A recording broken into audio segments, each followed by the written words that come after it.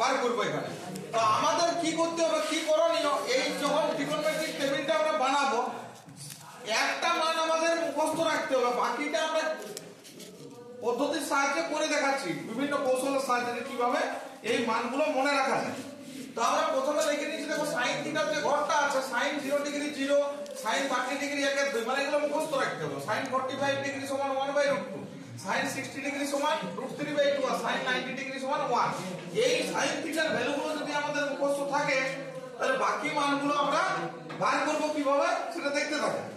আমরা বার করছি মনে করো cos থিটা, তাহলে cos থিটার মানটা কি হবে, sin থিটার এর বাঁ দিক থেকে ডান দিকে যেমন লিখেছি ঠিক উল্টাটা ডান দিক থেকে বাঁ দিকে আমরা এই যে বাঁ দিক থেকে ডান দিকে আমরা sin থিটার ভ্যালুগুলো লিখেছি, এইটা উল্টো দিক থেকে আমরা পরপর লিখে দিলে cos থিটার ভ্যালুটা হয়ে গেল।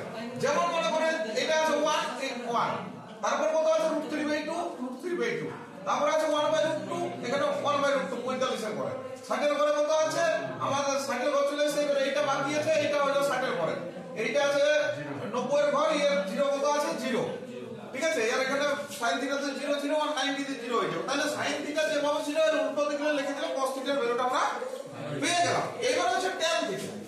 আমরা জানি যে tan থিটা সমান কি হয়, tan থিটা সমান আমরা এই ট্রিকের সাহায্যে জানিছি পণ্ডিত কর্তৃক প্রসাদ হর বল সোনাকালের দোল, এই যে ট্রিকের সাহায্যে আমরা জানি যে tan থিটা সমান p/b, মানে p হচ্ছে পারপেন্ডিকুলার আর b হচ্ছে বেস, আমরা সংখ্যাটা লিখেছি, তাহলে p/b, তাহলে আমরা এখানে p/b মানে হচ্ছে tan থিটা সমান হচ্ছে p/b মানে পারপেন্ডিকুলার বাই বেস, ছোটে আমরা লিখলাম। তাহলে tan থিটা সমান হয় আমাদের যদি tan থিটা যদি আমরা ভ্যালু বাই করি tan থিটা সমান হয় sin theta by cos theta. সেটা কিভাবে হয় আমরা দেখে নেব, সেটা কিভাবে হচ্ছে।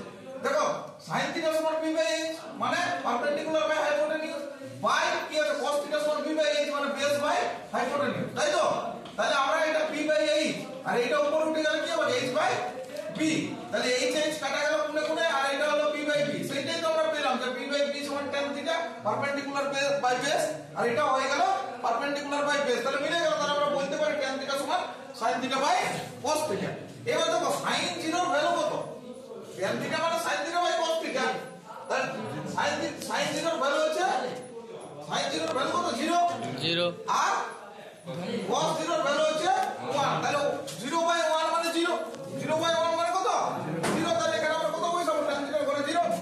তারপরে দেখো পরেরটা আমরা দেখব যে tan 30 ডিগ্রি মান কত হবে, তাহলে sin 30 বাই cos 30 করব একই ভাবে, তাহলে sin 30 ডিগ্রি কত 1 এর 2 আর cos 30 কত √3/2, তাহলে 1 এর 2 ভাই হচ্ছে √3/2 আর উপর উঠলে 2/√3, তাহলে এই 2 2 কাটা গেল, তাহলে 1/√3 দেখলাম, তাহলে tan 30 কত 1/√3 হয়ে গেল। একই ভাবে সেম প্রসিডিউর tan 45 তাহলে কত হচ্ছে sin 45 হচ্ছে 1/√2 আর cos 45 1/√2, তাহলে এটা উপর উঠলে কি হবে উঠে যাবে 1/√2 ইনটু √2/1, তাহলে √2 কেটে গেলে কত থাকলো 1/1 মানে 1, তাহলে tan 45 কত হবে tan 45 1।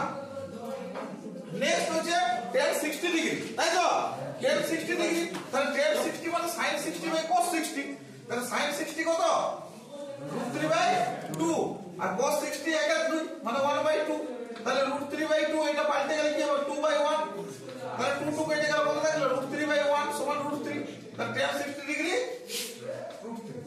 এবার হচ্ছে tan 90 ডিগ্রি, tan 90 মানে sin 90 বাই cos 90, sin 90 কত 1 আর cos 90 0, তাহলে 1/0 হয়। এটার মান কিন্তু ডিটারমাইন করা যায় না, ওই জন্য একে বাংলায় বলা হয় অসংজ্ঞাত বা অসীম, আর চিহ্নটা হয় ইনফিনিটি মানে এরকম একটা চিহ্ন, ঠিক আছে। তাহলে আমরা এই চিহ্নটা এখানে লিখে ফেলবো ইনফিনিটি, ঠিক আছে। এবার হচ্ছে cot 0 মানে আমরা জানি cot থিটা সমান এরকম আমরা বলতে পারি cot থিটা সমান 1/tan থিটাও বলা যায়, মানে tan থিটার উল্টা হচ্ছে cot থিটা আর cot থিটার উল্টা হচ্ছে tan থিটা, তাহলে cot থিটা মানে 1/tan থিটা, অথবা বলতে পারি cos theta by sin theta, যে কোনো একটাই আমরা বসালে আমরা মান পেয়ে যাব। এটা হচ্ছে cot থিটা সমান এই দুভাবে লেখা যায়, তাহলে আমরা কোনটাই বসাবো যেটাই খুশি, তাহলে 1/tan থিটা যদি করি তাহলে 1/tan থিটা কত tan 0 কত 0, তাহলে 1/0 মানে কি বলো 1